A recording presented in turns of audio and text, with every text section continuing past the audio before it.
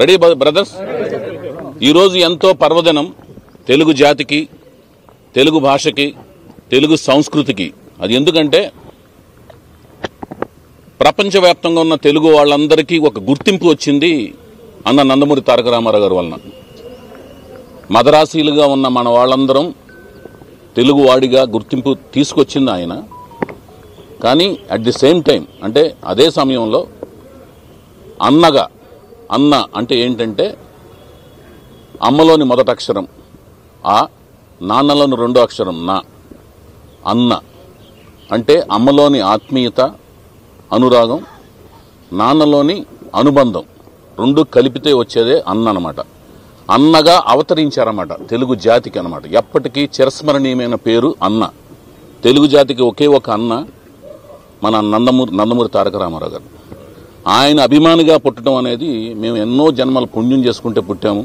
ఆయన కలుసుకోవడం జరిగింది, ఆయనతో ప్రయాణించడం జరిగింది, ఆయన సినిమాలు చూసి తరించడం జరిగింది. చారిత్రాత్మకం, జానపదం, సాంఘికం, పౌరాణికం అన్ని పాత్రల్లో నాలాంటి ఎంతో మందిని, అంటే అన్ని రంగాల్లో ఆయన అభిమానులు అనకాపల్లిలో రిక్షా పుల్లర్ నుంచి అమెరికాలోని సాఫ్ట్వేర్ ఇంజనీర్ వరకు, సైంటిస్టుల వరకు ఎంతో స్ఫూర్తిని పొందారు ఆయన సినిమాల ద్వారా, ఆయన ప్రసంగాల ద్వారా, ఆయన సినిమాలో పోషించిన పాత్రల నుంచి వచ్చిన చైతన్యం ద్వారా చాలామంది చైతన్యవంతులయ్యారు, ప్రపంచవ్యాప్తంగా ఉన్నారు.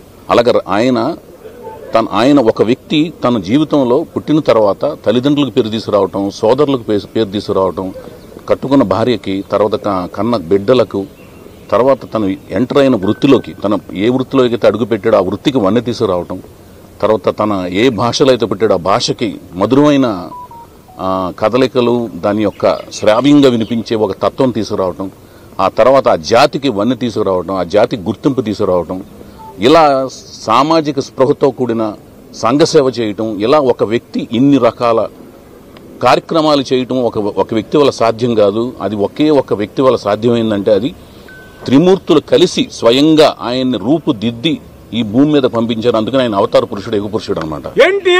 అందుకనే ఆయన పౌరాణిక పాత్రలు, భారతీయ నరనరాల్లో ఇంకిపోయిన హైందవ సంప్రదాయాలకు ప్రతీకలుగా నిలిచిన రామాయణ, భారత, భాగవతంలోని పాత్రలకు సజీవ రూపకల్పన చేసి మన హృదయాల్లో చిరస్మరణీయులుగా ఎప్పటికీ ఉండిపోయారు, ఉండిపోతారు.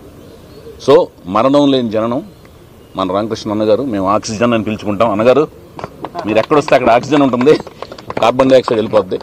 సో ఆయన చెప్పినట్లుగా మరణం లేని జననం మన అన్న ఎన్టీఆర్ గారిది.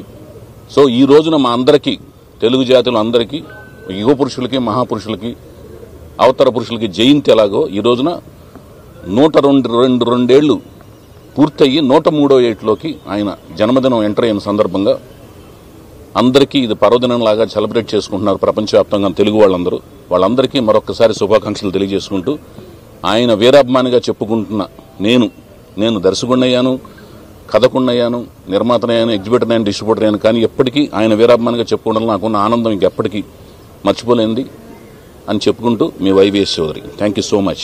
జై ఎన్టీఆర్.